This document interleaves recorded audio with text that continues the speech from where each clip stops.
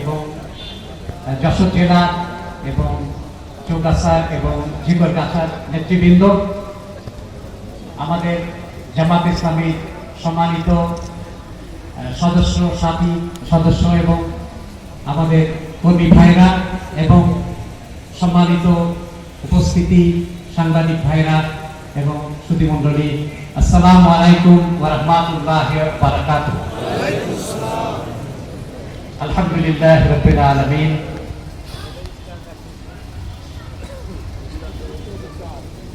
আল্লাহুম্মা সাল্লি আলা সাইয়্যিদিনা নাবিয়ানা মুহাম্মদ।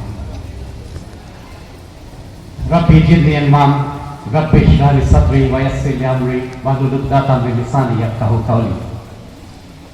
আমি আল্লাহর বিশেষ শুকরিয়া আদায় করছি যে রহমত, বরকত এবং মাগফিরাতের এই মাসে আল্লাহ আমাদেরকে পরস্পরকে জানার সুযোগ করে দিয়েছেন। আলহামদুলিল্লাহ, আলহামদুলিল্লাহ। মাহে রমজান এটা রামাদুন থেকে আসছে। আপনারা এখানে অনেক আলেম আছেন, আমি তো আলেম না।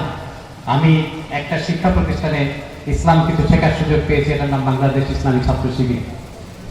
তা সামান্য আমি রামাদানের উপরে দু একটা কথা বলবো, আর অনেকে আলোচনা লিখেছেন, আমি খুব সংক্ষিপ্ত এই কথা বলবো ইনশাআল্লাহ। তা রামাদুন অর্থ হলো যে পুড়িয়ে দেয়া, বার্ন বলে ইংরেজিতে, যে ছাই হয়ে দেয়। এটা হলো যে যত আমাদের সবাই আমরা গুনাহ করি, কেউ তো নিষ্পাপ নয়, জেনে করি না জেনে করি। তা রোজা হলো একটা সুযোগ আমাদের জন্য যে এই সমস্ত আমাদের অতীতের গুনাহ খাতাকে পুড়ে ছাই ছাই করে দেয়।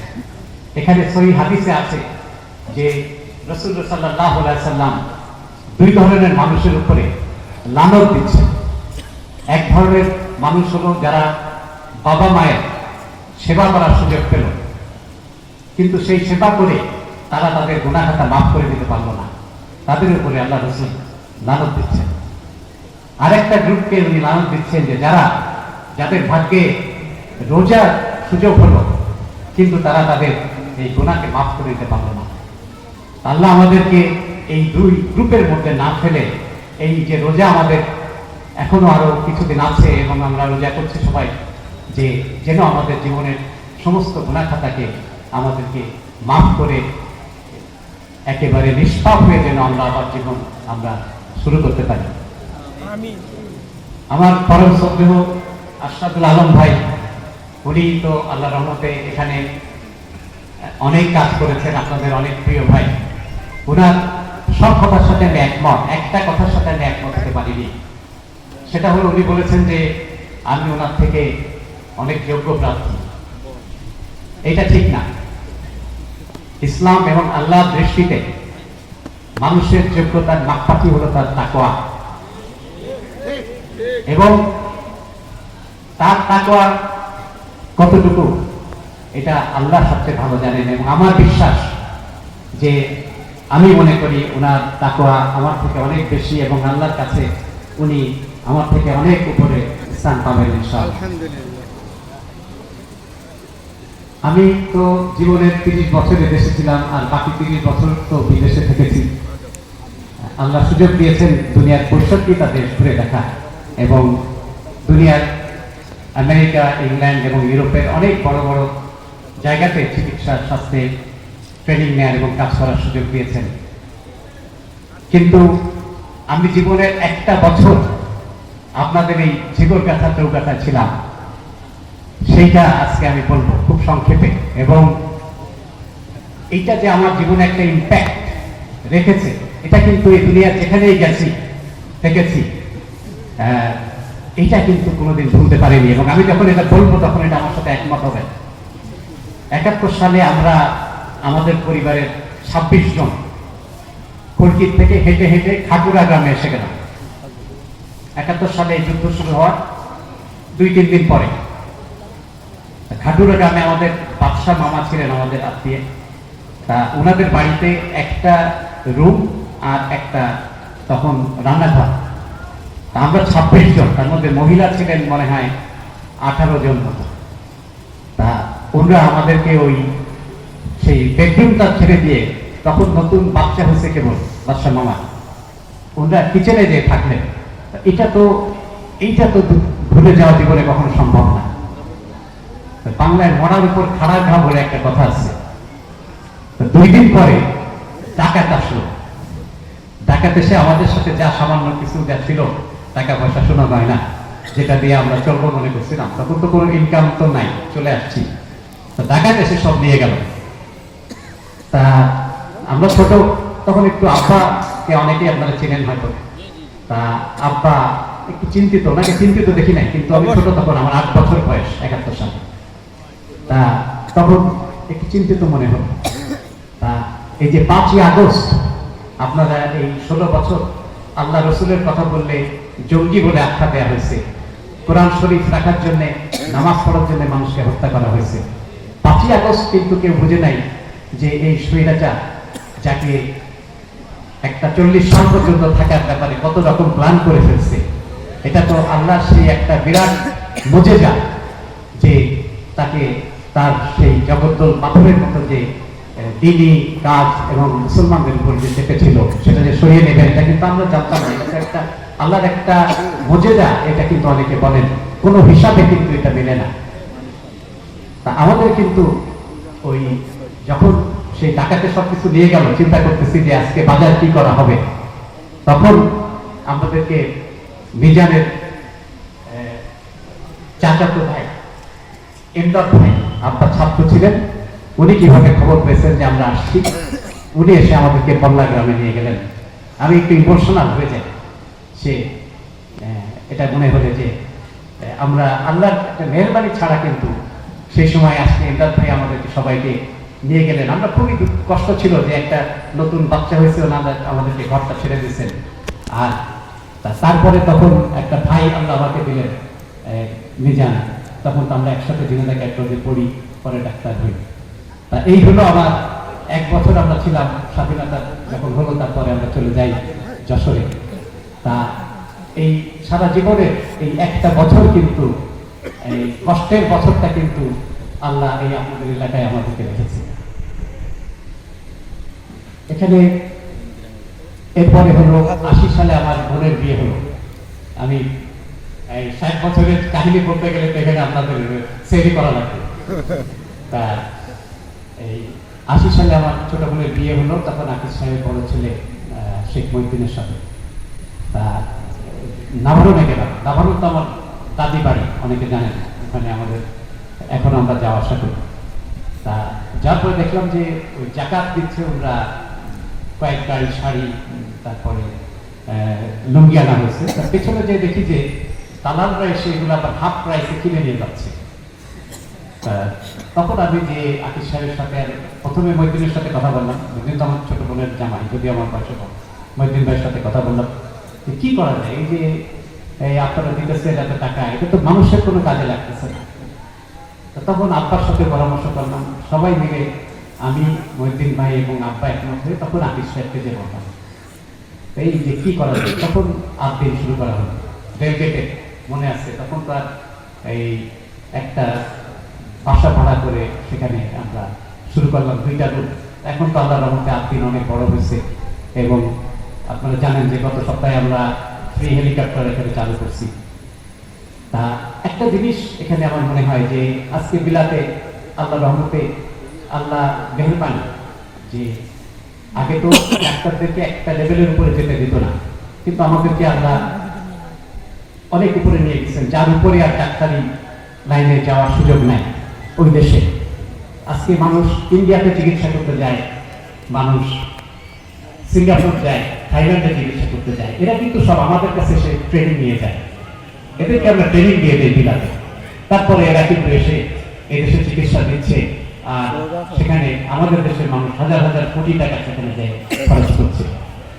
আমি অনেকদিন থেকে কিন্তু চিন্তা করছি, 2বার কিন্তু আমি দেশে চলে আসার চেষ্টা করছি। আমার মন কিন্তু সবসময় দেশে করে থাকে যে দিনটা তৈরি করলাম। এখন আব্বা চলে গেছেন, আকিস সাহেব চলে গেছেন, মহিউদ্দিন ভাই একা দেখাশোনা করে, কিভাবে আমি চলে আসতে পারি। 2বার আসার চেষ্টা করছি, বিভিন্ন কারণে হয় নাই, আবার চলে যেতে হয়েছে ফেরত। তা এবার কিন্তু আমি সিদ্ধান্ত নিয়ে এ ব্যাপারে, বিশেষ করে আমি মহিউদ্দিন ভাইয়েরও কন্ট্রিবিউশন, উনি আমাকে কনভিন্স করতে চেষ্টা করছেন। তার সব থেকে বেশি হলো আমি বলবো জামাতের সাথে তো আমি বিলাতে, ওখানে আমার দায়িত্ব আছে, বিভিন্ন রকম আল্লাহর রহমতে আমি পালন করি, কিন্তু জামাত যে আমাকে একটা সুযোগ করে দিয়েছে এবং অন্যরাই বিভিন্নভাবে আলোচনার মাধ্যমে অনেকদিন থেকে আলোচনা চলছে যে এখন নতুন বাংলাদেশ এবং আমাদের আশা দরকার, এবং সুযোগ তৈরি হয়েছে এই বাংলাদেশকে এমনভাবে তৈরি করার, বিশেষ করে চিকিৎসা শাস্ত্রে আমি মনে করি যে কলকাতায় কেন আমাদের রোগী যাবে, যশোরে আমরা ইনশাআল্লাহ এমনভাবে তৈরি করবো যে এখানে সারা বাংলাদেশ থেকে, এখানে আমার বিশেষ করে যে সব বিষয়ে আমার বিশেষজ্ঞ বাচ্চাদের এবং আমি ইন্টেনসিভ কেয়ার করি বেবি, কিন্তু শুধু সেটাই না, এখানে কিন্তু যেহেতু বিলাতে আরো অনেক ডাক্তার আছে যারা আসতে চান, আমি যে আসতে শুনি অনেকেই কিন্তু বলছে যে আমরা দেশে আসতে চাই কিন্তু সুযোগ নাই। আমি মনে করি ইনশাল্লাহ এমন একটা হাসপাতাল আমরা আপনাকে নিয়ে যাব যেখানে ইন্ডিয়া থেকে এবং সারা দেশ থেকে রোগী এসে আমাদের যশোরে চিকিৎসার জন্য আসবে ইনশাল্লাহ। আপনারা দোয়া করবেন। আমি সময় শেষ হয়ে যাচ্ছে, আমি ছোট্ট একটা আয়াত বলে সূরা আল ইমরানের, আপনারা অনেকে জানেন 110 নম্বর আয়াত, যে আমাদেরকে কি জন্য আল্লাহ সৃষ্টি করেছেন, যে বলা হচ্ছে কুনতুম খায়রা উম্মাতিন, মুসলমানদেরকে বলা হচ্ছে যে তোমরাই সর্বোত্তম জাতি। এরপরে বলা হচ্ছে যে কি উখরিজাত লিন-নাস, যে তোমাদেরকে মানব জাতির কল্যাণের জন্য সৃষ্টি করা হয়েছে। This word is very important, যে এখানে নাস বলা হচ্ছে, এখানে কিন্তু মুসলমান বলা হয় নাই। মুসলমানের সৃষ্টির উদ্দেশ্য হলো মানব জাতির কল্যাণ করা। হিন্দু, খ্রিস্ট, খ্রিস্টান, বৌদ্ধ, বিশ্বাসী, অবিশ্বাসী, এখানে কিন্তু আল্লাহ এখানে ডিফারেন্সিয়েট করেন নাই, বিভেদ করেন নাই, যে এখানে মুসলমানের জাতির সৃষ্টির উদ্দেশ্য যে মানব জাতির কল্যাণ করা। সেই কল্যাণটা কিভাবে হবে সেটাও কিন্তু আল্লাহ বলে দিচ্ছেন, সেটা হলো তা'মুরুনা বিল মারুফ ওয়া তানহাউনা আনিল মুনকার ওয়া তু'মিনুনা বিল্লাহ, যে তোমরা, এখানে আমরা বলি যে এস্টাবলিশ দ্য গুডস, ভালো কাজকে এখানে আদেশ বলাটা ঠিক হবে না। আপনি যে এখানে বললাম যে একজনকে ভালো কাজ করো, সেটা কিন্তু না, যেটা হলো যে এস্টাবলিশ করা, ভালো কাজকে যে প্রতিষ্ঠা করা, এবং খারাপ কাজকে এটাকে ফরবিড দ্য ইভিল আমরা বলি। আমার বাংলা এসে যাবে, কারণ বাংলা তো বলা হয় না অনেক বছর, বাচ্চারাও আনফর্চুনেটলি চেষ্টা করছি আমরা বুঝে। তা এখানে যে খারাপ কাজ থেকে মানুষকে নিবৃত্ত করা, এবং খারাপ কাজ সমাজ থেকে অন্যায়, অত্যাচার, শোষণ, নিপীড়ন সমাজ থেকে এটাকে দূর করে দেয়। তা এইটাই কিন্তু এখানে যে আমাদের মুসলমানদের সৃষ্টির উদ্দেশ্য এখানে বলা হচ্ছে। একটা হাদিস আছে যেখানে একবার আল্লাহ রাব্বুল আলামিন ফেরেশতাদেরকে বললেন যে তোমরা এই কওমটা ধ্বংস করে দিয়ে আসো। তখন ফেরেশতারা তো সাধারণত কোনো আল্লাহর কোনো কমান্ডে তো তর্ক করেন না, কিন্তু উনি বললেন যে এখানে একজন বান্দা আছে আল্লাহ, আপনি নিশ্চয়ই জানেন যে সে তো শুধু আপনার ইবাদত ছাড়া আর কিছু করে না, সারাদিন এখানে ইবাদত বন্দেগীতে থাকে। তখন আল্লাহ বললেন যে ওকে প্রথম ধ্বংস করে, কারণ এটা হলো যে মানুষকে সৃষ্টি, মুসলমানকে সৃষ্টির উদ্দেশ্য কিন্তু এই যেটা বলা হয়েছে যে আমাদেরকে ভালো কাজে এখানে আমাদেরকে প্রতিষ্ঠা করতে হবে, এবং নিপীড়িত মানুষকে আমাদের তাদের পাশে দাঁড়াতে হবে। এখানে ইমানের কিন্তু এখানে গ্রেডিং করা হয়েছে, যে যদি কেউ কোনো অন্যায় দেখতে পায়, সেটা তার কাজ হলো সেটাকে স্বহস্তে প্রতিহত করা, এবং যদি কেউ সেটা না পারে মুখে তার প্রতিবাদ করা, এবং সেটাও যদি না পারে তখন বলা হচ্ছে তুমি মনে মনে ঘৃণা করো, কিন্তু তারপরে এখানে অনেক আলেম আছেন, আমি কোনো ভুল হলে সূর্য দেবেন আমাকে, তখন বলা হচ্ছে যে এটা হলো ইমানের সবচেয়ে দুর্বলতম, ইমানের সেখানে লক্ষ্য, এটা প্রমাণ বা লক্ষণ। তা আমরা এখানে এই সমাজ প্রতিষ্ঠা করতে চাই যেখানে এই ভালো কাজ মানুষ করতে পারবে, এবং কোনো মানুষ এখানে নিপীড়িত এখানে থাকতে পারবে না। এখানে আমি ছোট্ট দুটো এক্সাম্পল দিয়ে আমি আলোচনা শেষ করে দেব।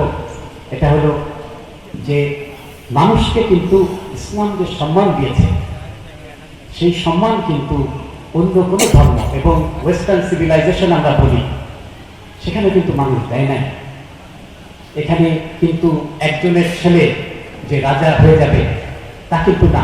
আল্লাহ রহমতুল্লিল আলামিন, প্রফেট পিস বি আপন হিম, তাকে যদি একটা ছেলে সন্তান দিতে চাইতেন, দিতে পারতেন না? অবশ্যই পারতেন, কিন্তু দেন না। এটা নিয়ে অনেক রকম কিন্তু আলোচনা আসছে, আল্লাহ জানেন। কিন্তু আপনি খোলাফায়ে রাশেদা দেখেন, আমাদের যে চারজন যে ইসলামের যে স্বর্গযুগ, সেখানে কিন্তু কারোর ছেলে কেউ কিন্তু পরের নেতৃত্বে এখানে আসেন নাই। আর কি নেতৃত্ব তারা সেখানে দিয়েছেন, হযরত ওমরের উদাহরণ আপনারা জানেন। আমি দুইজন খোলাফার উদাহরণ দিয়ে দেবো যে কি সমাজ আমরা এখানে প্রতিষ্ঠা করতে চাই, বা ইসলামের আসল যে আল্লাহ এবং রসুল কি সমাজ আমাদেরকে দেখিয়ে দিয়ে গেছেন এবং কি আমরা আমাদের গোল কি। এটা অনেক সহজ না। যখন হযরত ওমর যখন জেরুজালেম যখন গেলেন, সালাউদ্দিন আইয়ুবী যখন জেরুজালেম যখন সেখানে তখন করলেন, পুনরুদ্ধার করলেন, তখন উনি তো উট নিয়ে যাচ্ছিলেন। তা ওনার যে সেবক ছিলেন, সেই সেবক তখন উনি প্রাণ নিচ্ছিলেন। আপনারা অনেকে জানেন এটা, যে কিছুক্ষণ হযরত ওমর উটের উপর থাকবেন আর ওনার সেবক কিছুক্ষণ উটের উপর থাকবেন। যখন ওরা জেরুজালেমের কাছে পৌঁছাচ্ছেন, তা তখন তো ওরা চাবি দিতে চাইছে হযরত ওমরের কাছে, যে ওরা খ্রিস্টান যারা ওখানে ছিল তা তখন ওনার যে সেবক ছিলেন তিনি তখন উটের উপর, তা উনি তখন এসে কিন্তু ওই সেবকের হাতে চাবি দিয়ে দিচ্ছেন। এটাই হলো আমাদের ইসলাম। এই ইসলাম আমরা কায়েম করতে চাই। এখানে মানুষের সম্মান হলো তার তাকওয়া দিয়ে, তার কি বর্ণ, তার কি পয়সা, তার কি ডিগ্রি, এটা তো মানুষের সম্মানের জায়গা না। মানুষ সম্মান হলো তার, সব মানুষ আল্লাহর কাছে সমান। এবং আবু সুফিয়ান যখন এই হুদায়বিয়ার যখন হুদায়বিয়ার সন্ধি যখন হচ্ছিল, তখন কিন্তু আবু সুফিয়ান আসলো, এসে সে একটা বর্ণনায়, এটার উপরে অনেক লেখা আছে যে এই আবু সুফিয়ান কিন্তু তখন প্রায় কালেমা পড়ে ফেলবে এরকম মেন্টাল প্রিপারেশন হয়ে গেছে। তখন উনি একটা জিনিস জিজ্ঞেস করলেন, যে প্রফেট সাল্লাল্লাহু আলাইহি ওয়াসাল্লামের পাশে তখন হযরত বেলাল রাদিয়াল্লাহু আনহু বসা ছিলেন। তখন উনি বললেন যে আমাকে কি আমার আগের যে দাস ছিল, এই ইসলাম গ্রহণ করলে কি ওর পাশে কি আমার বসা লাগবে? তখন কিন্তু বলা হলো হ্যাঁ। তারপর এই কারণে কিন্তু ওই দিন ওনার অহংকার, সেই অহংকারের কাছে কিন্তু ওই দিন উনি পরাজিত হয়ে গেলেন। সেদিন উনি এই কালেমা নিলেন না। তা এই হলো ইসলাম, যে এখানে ইসলামে যে আল্লাহর কাছে যত প্রিয়, যার তাকওয়া তত বেশি, তার সম্মান সেখানে তত বেশি। এখানে কিন্তু আমাদের সেটাই হলো আমাদের অধিকার কিন্তু সমান, কিন্তু আমাদের এখানে সম্মানের এখানে মাপটা কি হলো এটা। দ্বিতীয় আর একটা যেটা, এটা হযরত আলীর ঘটনা, এটা আমরা আজকে গাড়িতে আলোচনা করছিলাম, যে উনি যখন একবার জেরুজালেম উনি গিয়েছেন, তখন উনি খলিফা সফরে গিয়েছেন। সেখানে এই ওনার একটা ঢাল ছিল, এটা ওনার খুব প্রিয় ঢাল। সেটা যে কোনো এক যুদ্ধের সময়, সম্ভবত ওহুদ যুদ্ধের সময়, এইটা যখন ওহুদ যুদ্ধে মুসলমানদের যখন একটু খারাপ অবস্থা হয়ে যায়, তখন কিন্তু ওই ঢালটা হারিয়ে যায়। সেই ঢালটা উনি কিন্তু ওখানে পেলেন, সম্ভবত, আমি এটা শিওর না কখন হারিয়ে যায়। তখন উনি চিনতে পারার পরে উনি তখন কাজীর কাছে গেলেন, যে বললেন যে উনি আমার ঢালটা আমাকে ফেরত দিয়ে দেওয়া হোক। তা উনি কিনতে চাইলেন, কিন্তু ওই ইহুদি ওনার কাছে বিক্রি করবেন। তখন উনি কাজীর কাছে গেলেন যে আমার ঢাল এটা দিয়ে দেওয়া হোক। কাজী তো জানে, ওই ইহুদি জানে না উনি খলিফা, কিন্তু কাজী তো জানেন যে উনি এখন খলিফা। তা কাজী তখন বিচার করলেন, বিচারে বসলেন। একদিকে হযরত আলী রাদিয়াল্লাহু তাআলা আনহু, আর আরেকদিকে ওই ইহুদি ব্যবসায়ী। তো তখন জিজ্ঞেস করলেন যে এই ওনাকে বললেন যে আপনি যে এটা আপনার ধান বলছেন এটা প্রমাণ কি, সাক্ষী কি? উনি বললেন আমার সাক্ষী আমার ছেলে। তা ছেলের কাছ থেকে তো সাক্ষী নেওয়া তখনকার আইনে, এখনকার আইনে অনেক আইনজীবী হয়তো আছেন, এলাও কিনা আমি জানি না, সম্ভবত না। তা তখন কিন্তু তখন রায় তখন এই ইহুদের পক্ষে দিয়ে দিলেন। তা এই হলো ইসলামের, কিন্তু এই ইসলাম আমরা কিন্তু এটাই হলো আমাদের মাপকাঠি। এই ইসলাম আমরা এখানে ইনশাআল্লাহ প্রতিষ্ঠা করতে চাই। এবং তারপরে কিন্তু ইহুদি এটা দেখার পরে কিন্তু ইহুদি মুসলমান হয়ে গেল। আমাদের ইসলামের যে আমরা মানুষের কাছে নিয়ে যাব দুটো জিনিস এখানে, একটা হচ্ছে এখানে আমাদের এখানে হিন্দু, বৌদ্ধ, খ্রিস্টান এবং অতীতে যদি কেউ এখানে যারা ইসলামের বিরোধিতা করে থাকেন বিভিন্ন কারণে, অনেকে বিভিন্ন সমস্যায় পড়ে যে তারা হয়তো ইসলামের বিরোধিতা করা ছাড়া তাদেরকে উপায় ছিল না, এখানে কিন্তু তাদের কিন্তু অধিকার, তারা যদি তওবা না করে এবং তারা যদি আমাদের সাথে নাও আসে, তারা তাদেরটা এখানে করতে থাকবেন, তাদের ধর্ম তারা পালন করবেন, তাদের রাজনীতি তারা করতে থাকবেন। কিন্তু এখানে কিন্তু কারোর অধিকার কিন্তু আমাদের এখানে আধা পয়সার অধিকার কিন্তু আমরা এখানে যাতে খনন না হয়, এটা কিন্তু আমাদের আদর্শের এখানে আজকে ঘটনা আমি আপনাকে বললাম, এগুলো তো বানানো ঘটনা না, এগুলো সত্যি ইতিহাস দেখতে দেবেন। এটা হলো আমাদের আদর্শ, এটা হলো আমাদের মাপকাঠি। আর এই মাপকাঠি মতো যেন আমরা, যদি আমাদেরকে সুযোগ দেন, যদি জনগণ মনে করেন যদি সুযোগ দেন, তাহলে আমরা এই মাপকাঠির মতো আমরা কিন্তু সমাজ প্রতিষ্ঠা করতে চাই। ভুল মানুষের হতে পারে। আমি